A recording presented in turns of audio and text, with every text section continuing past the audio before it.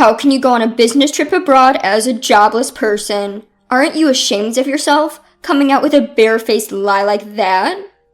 It's not a lie. I really am going overseas for work.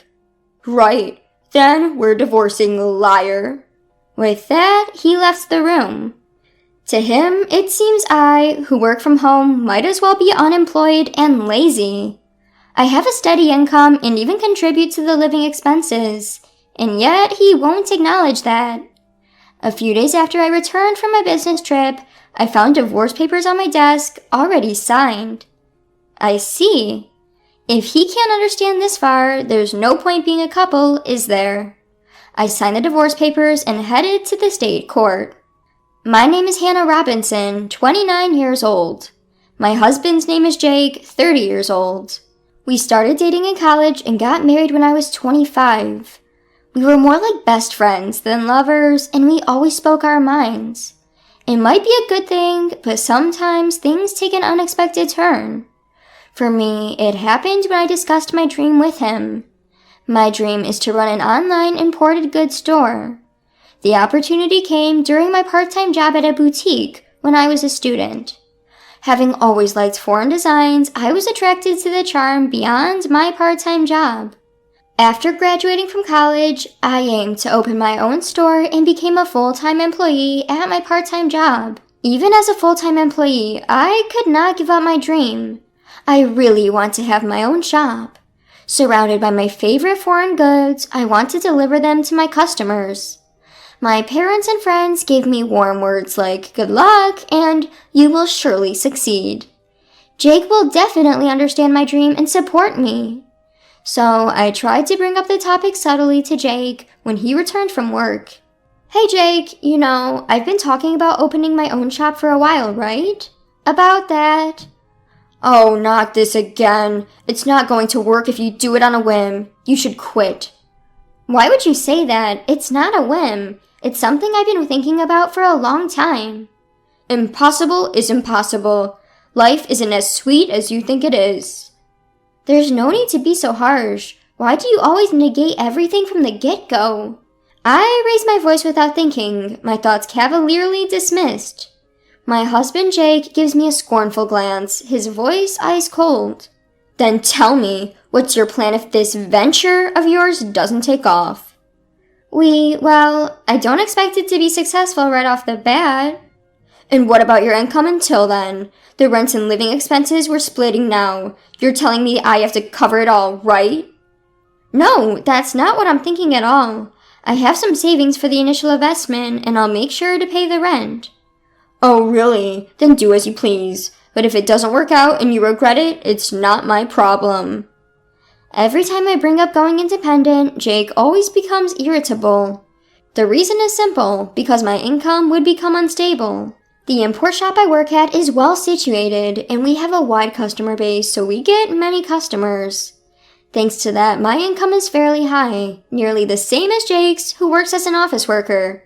In fact, it might be a bit higher. That's why I've been covering meals when we go out and paying a little more for the rent. My decrease in income is something Jake simply cannot tolerate. At first, he says things like, "Why rush things?" and "You should take your time and prepare," in a kind tone. Now, however, he has no qualms about breaking my spirit. Even so, I did not give up on owning my own shop. No matter how much Jake opposed, I prioritized fulfilling my dream. As a result, I overcame his opposition, and at the age of 26, I started an online boutique. In the beginning, as Jake had predicted, it was difficult to get things running smoothly. But over the years, I implemented all sorts of strategies. I utilized the nature of the online shop, outsourcing to well-known e-commerce companies, promoting on social media, and doing all I could. Thanks to these efforts, a year after going independent, I was able to secure a steady income. From there, I expanded the customer base and products range, and now the annual sales have reached $300,000. Because Jake was so against it, I never spoke about the sales. I assumed he wouldn't be interested anyway. Of course he never asked. Still, he never fails to remind me about the rent and living expenses. I had always just given him the money he demanded without any fuss, and kept any work-related conversation as non-controversial as possible. But then, one day, something happened. I received this message in the DMs of my online shop. I'm a regular customer of your shop. I was wondering, in addition to the international knickknacks, could you also sell furniture? Actually, there had been numerous requests for me to add furniture to my offerings. However, unlike selling knickknacks, selling furniture online can be quite difficult. Furniture tends to be more expensive, and factors such as the material are also important. Even though I had worked in an import shop before, there are risks involved in sourcing furniture sight unseen and selling it.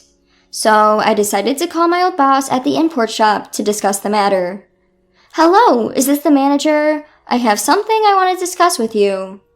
As soon as the manager, Maggie, recognized it was me, she sounded genuinely excited. Hannah, it's been a while. If there's anything I can do to help, just let me know. Well, I've had some requests to sell furniture in my online shop. Furniture? That sounds like a challenge. So, I was thinking of checking out the actual items before selling them. How did you source your items, Maggie? I see what you're saying. I can definitely help with that. Maggie, who had connections with overseas suppliers from before, offered to contact one of them and arrange for them to provide furniture to my online shop. Thanks to my long-standing relationship with Maggie, the overseas supplier was happy to comply. With Maggie's suggestion, I decided I would travel abroad to source the furniture. However, I couldn't just go abroad without telling my husband. So that night, I broached the subject with him. Jake, about the week after next, would it be okay if I was away for about a week? A week? Why so long? Well, you see, I might have to go abroad for work with Maggie from the shop I used to work at. Huh? Abroad? If you're going to lie, at least make it believable. What? My husband pointed at me, his expression one of mockery. You're going overseas for work? You're practically unemployed. What are you even talking about? What? Wait a minute. You know I run an online shop, right? This trip abroad is for sourcing items for the shop. So you think I'll just believe you if you tell a work-related lie? Are you stupid? Your little amateur shop. There's only so far it can go. Think what you want, but right now, our sales are decent and our customers are increasing steadily. This time, it was because of a customer's request. You're too persistent. Anyway, I won't allow you, practically a shut-in, to leave home for a whole week. With a beer in hand, my husband stomped off to the bathroom. A deep sigh unconsciously escaped from my lips. Why can't he try to understand?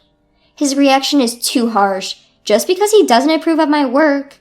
But I can't just go abroad without his permission. I must persuade him at any cost. Although I was hesitant to continue the discussion, I couldn't ignore the issue. The next day, when my husband came back from work, I spoke to him again. Jake, about yesterday's discussion. Look, I'm tired. I don't have time to indulge in your lies. Lies? I'm only speaking the truth. An unemployed person going on a business trip abroad. You're quite good at lying. I'm not lying. I really have to go abroad for work.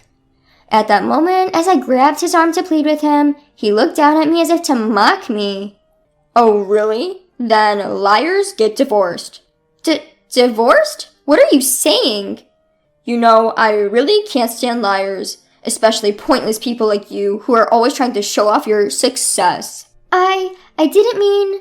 Shut up. You just want to use a lame excuse to go on a vacation abroad. I bet your boss is a man too, right? Divorce. I'll make sure to demand property division. Saying this, he stormed out of the room. At that moment, a furious rage swelled up within me, making my veins pop. Who does he think he is? He looks down on me just because I work from home. He only wants to feel superior.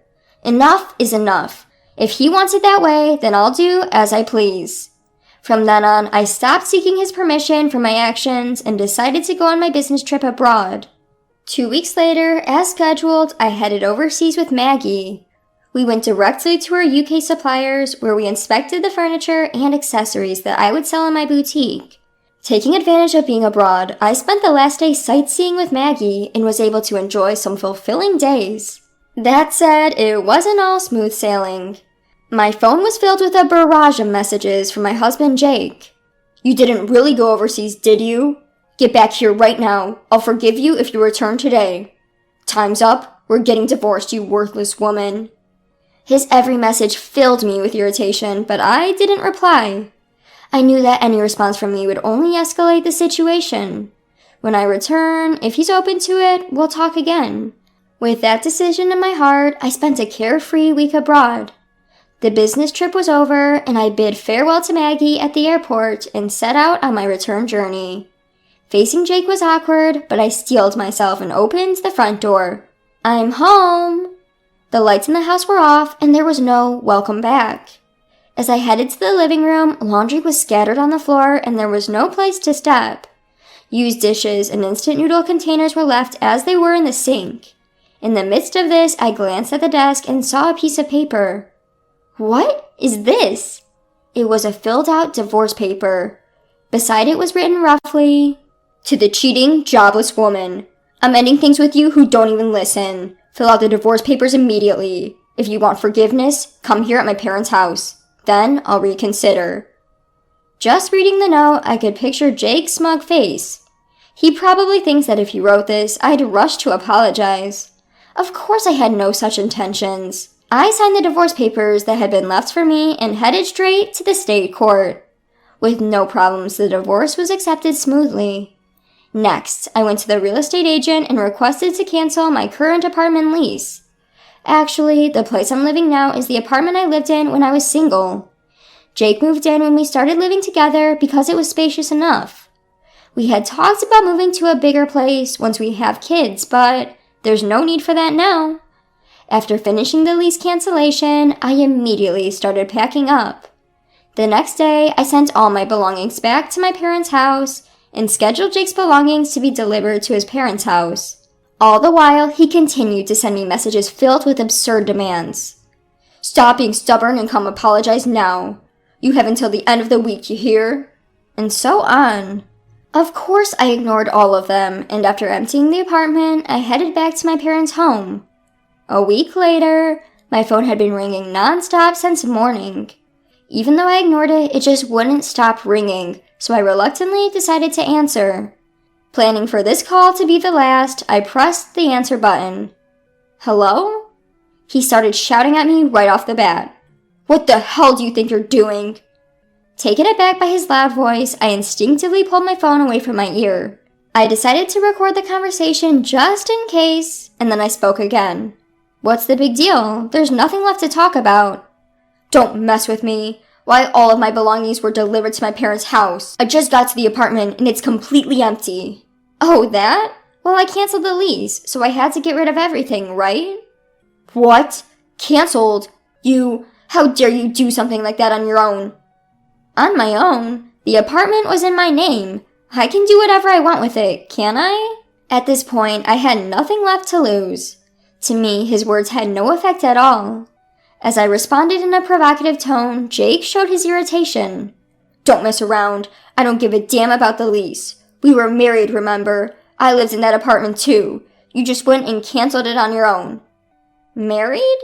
"Yes, damn it. Whether you cheated or not, we're still married. Canceling the lease on our apartment without discussing it with your husband. What the hell are you thinking? You think you can just do whatever you want, even though you're unemployed. I'll never forgive you for this." He raged on, showing no consideration for my feelings whatsoever. That rant doesn't even care about me anymore. I decided to let him know the truth. Sorry to burst your bubble while you're getting all fired up about not forgiving me, but we're not married anymore, okay?" "What? What are you talking about?" "I submitted the divorce papers you left behind, so we're strangers now. Why should I continue renting a place for a stranger?" "Hold on, you're joking, right? You're basically unemployed. You'd be in trouble without me." "What? Don't make me laugh. When did I ever say that?" Caught off guard, Jake was at a loss for words over the phone. Seizing the opportunity to vent my pent-up frustration, I blurted out, "You've really looked down on me all this time. I'm not the unemployed or jobless person you think I am. I didn't cheat on you. I was traveling abroad for work to cater to my clients. If you can't believe that, that's fine. But just so you know, I'll never forgive you." Wait a minute. But your online store, it's not like the sales can just increase that." "I've been working my butt off for the past 3 years. You don't know anything and didn't even try to understand, yet you keep making assumptions. 3 years? Just so you know, I've been making many times more than you. You looked down and belittled me. I don't want a marriage like this. You can live a miserable life on your own for all I care. With that, I hung up the phone, deleted his contact, and cut off all means of communication. It seems that he finally came to his senses and realized that many people are using my online store. He even heard about my success through mutual friends and once came to my parents' house, but I no longer have any intention of meeting or talking to him. Jake made the effort to visit my parents' house, but he was turned away at the door by my dad. Apparently, his own parents found out about his behavior towards me and kicked him out. Now, I heard he's renting an apartment near his workplace and just shuffling between home and work alone. As for me, I decided to live with my parents for a while. Thanks to my job, I can work from anywhere, which is a blessing. My parents' house is quite old, so I'm thinking of starting renovations soon.